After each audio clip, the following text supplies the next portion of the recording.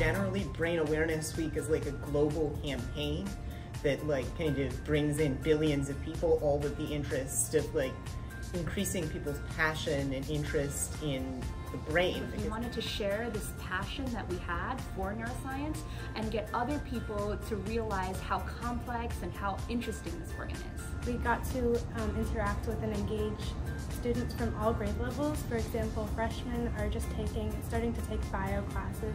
Sort of the flagship here was our sheep brain dissections, where people could like follow along with a sequence of steps, dissect a sheep brain, and eventually do a little bit of exploration on their own. Even though a sheep brain is smaller than a human brain, it's actually quite similar, so it really sort of gives people a window into how their own brain works.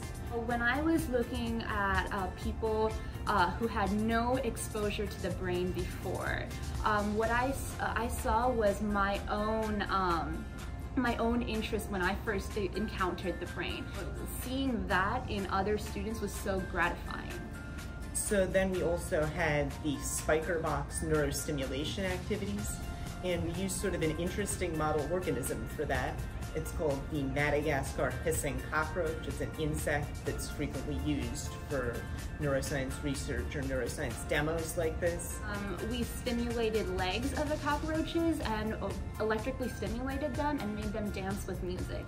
And this was to display how action potentials and electrical impulses really govern our actions in our body.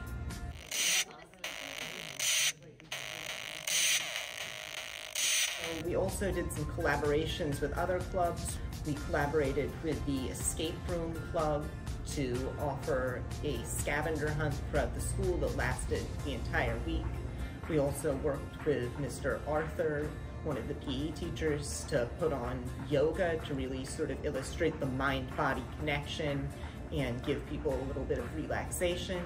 We also had a huge number of self-running activities, so things people could do on their own throughout the school, like neuroscience simulations, neuroscience puzzles, wordles, and a whole bunch of other things. The accessibility and like the variability in our activities has really helped us engage a greater audience. We believe that science shouldn't be just limited to 1.5 hours a day and should be beyond the classroom in the hallways for people to have free access to. My main hope for what people took away from Brain Awareness Week is a newfound interest in neuroscience, or perhaps an increased interest in neuroscience if they already had one to begin with. And then also just more generally, the brain is a really interesting organ with a lot of functions and peculiarities that still remain undiscovered to this day.